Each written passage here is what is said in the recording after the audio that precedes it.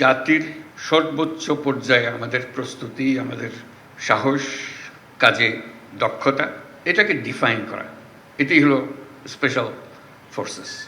শুধু দেশের অভ্যন্তরেই নয়, দেশের বাইরেও আমাদের রাষ্ট্রীয় সফরগুলোতে এসএসএফ বিভিন্ন দূতাবাস এবং সংশ্লিষ্ট দেশের প্রোটোকল ও নিরাপত্তা বাহিনীর সাথে একযোগে কাজ করে সফরসমূহ সাফল্যমণ্ডিত করেছে। জনবিচ্ছিন্ন না হয়ে বরং জনসংযোগ ও নিরাপত্তার মেলবন্ধনের মাধ্যমেই এসএসএফ তার উপর অর্পিত সকল দায়িত্ব সফলতার সঙ্গে পালন করে যাবে। আজকে একটা আনন্দের দিন, স্পেশাল সিকিউরিটি ফোর্সের প্রতিষ্ঠাবার্ষিকী। আজকে আনন্দের বিশেষ কারণ আছে। যে সিকিউরিটি ফোর্স, স্পেশাল সিকিউরিটি ফোর্সের কথা আলাপ করছি, তার বৈশিষ্ট্যকে কেন্দ্র করে। এটার বৈশিষ্ট্য হলো, আমি যতটুকু বুঝি, সর্বোত্তমকে একত্র করা।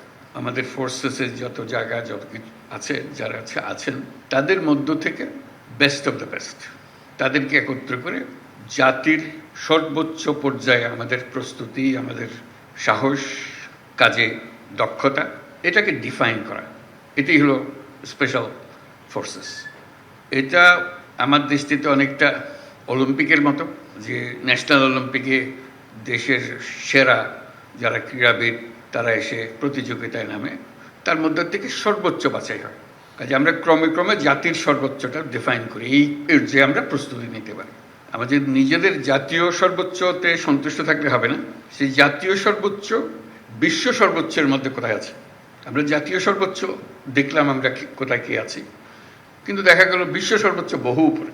কাজে আমাদের চেষ্টা করতে হবে যে আমরা জাতীয় সর্বোচ্চ আর বিশ্ব সর্বোচ্চের মধ্যে কেন দূরত্ব বেশি না থাকে। আমরা নিজেদেরকে সর্বোচ্চ ডিফাইন করলাম, নিয়ে আসলাম, উৎসব করলাম, সঙ্গে সঙ্গে ওই প্রতিযোগিতা আমাদের মনে থাকতে হবে, বিশ্ব প্রতিযোগিতা। আমি অভিনন্দন জানাচ্ছি সবাইকে এই ফোর্সেসের অংশভূত হওয়ার জন্য। এটা একটা বড় প্রতিযোগিতার বিষয় যে আমরা এটার অংশ হতে পেরেছি। প্রতি বছরের নিয়ে এবছরও এসএসএফ প্রতিষ্ঠাবার্ষিকী পালন করছে। এসএসএফ অন্য বাহিনীর তুলনায় একটি ক্ষুদ্র বাহিনী, তবে এর কাজের গুরুত্ব এবং সংবেদনশীলতা অনেক বেশি। এই বাহিনী আমার নেতৃত্বে ও তত্ত্বাবধানে পরিচালিত হয়। এসএসএফ একটি প্রশিক্ষিত ও সুশৃঙ্খল বাহিনী, যারা আমার ও রাষ্ট্রপতির সার্বক্ষণিক নিরাপত্তা নিশ্চিত করে। এটা একটা দায়িত্ব। আমি যেটা বললাম, সে দায়িত্বেরও বাইরে আরেকটা দায়িত্ব আছে, সেটা হলো বিশ্বমানে চলে যাওয়া। দেশের মান যেটা, সেটা আমাদের কারণে, এই বছরের কারণে আমরা যেন জাতীয় মানে নিচে না নামি, বরং জাতীয় মানে উপরে উঠি, আর হলো বিশ্বমানের কাছাকাছি বা সমকক্ষ হতে পারে। এসএসএফ দেশে বিদেশে অনেকগুলো গুরুত্বপূর্ণ দায়িত্ব দক্ষতার সঙ্গে পালন করেছে। আমি এসএসএফের সার্বিক পেশাদারিত্ব এবং আন্তরিকতা নিয়ে সন্তুষ্ট। এই জন্য এসএসএফের সকল সদস্যকে আমার ধন্যবাদ জানাচ্ছি। এসএসএফ বঙ্গভবন সহ আমার বাসস্থান, কার্যালয় এবং সকল ধরনের গমনাগমনের নিরাপত্তা নিশ্চিত করে। এছাড়াও ঢাকার অভ্যন্তরে এবং বাইরে বিভিন্ন অনুষ্ঠানে নিরাপত্তা নিশ্চিতের পাশাপাশি অনুষ্ঠান সুষ্ঠুভাবে সম্পাদনেও উল্লেখযোগ্য ভূমিকা রাখে। শুধু দেশের অভ্যন্তরেই নয়, দেশের বাইরেও আমাদের রাষ্ট্রীয় সফরগুলোতে এসএসএফ বিভিন্ন দূতাবাস এবং সংশ্লিষ্ট দেশের প্রোটোকল ও নিরাপত্তা বাহিনীর সাথে একযোগে কাজ করে সফরসমূহ সাফল্যমণ্ডিত করেছে। আমি মনে করি, জনবিচ্ছিন্ন না হয়ে বরং জনসংযোগ ও নিরাপত্তার মেলবন্ধনের মাধ্যমেই এসএসএফ তার উপর অর্পিত সকল দায়িত্ব সফলতার সঙ্গে পালন করে যাবে। যে এসএসএফ এর প্রশিক্ষণ, অস্ত্র সরঞ্জামাদির আধুনিকায়ন প্রক্রিয়া চলমান রয়েছে।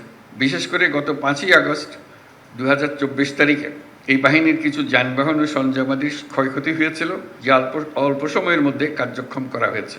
তাই আমি আশা করব এসএসএফ সকল সহযোগী বাহিনী ও সংস্থার সাথে সুসম্পর্ক বজায় রাখবে এবং নিবিড় যোগাযোগ ও সমন্বয়ের মাধ্যমে তারা দায়িত্ব পালন করবে। এসএসএফকে একটি অত্যাধুনিক এবং পেশাদার বাহিনী হিসেবে গড়ে তোলার লক্ষ্যে সেনা, নৌ, বিমান, পুলিশ ও আনসার বাহিনী হতে চৌকস অফিসার নির্বাচন ও প্রেরণ করায় আমি সকল বাহিনী প্রধানদের প্রতি গভীর কৃতজ্ঞতা প্রকাশ করছি।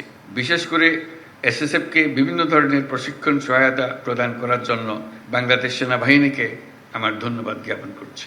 আমি বিশ্বাস করি, সুযোগ্য নেতৃত্ব এবং সঠিক দিক নির্দেশনা এবং এই বাহিনীর প্রত্যেক সদস্যের পেশাদারিত্ব ও আন্তরিকতার মাধ্যমে এসএসএফ এর উত্তরোত্তর উন্নতি অব্যাহত থাকবে।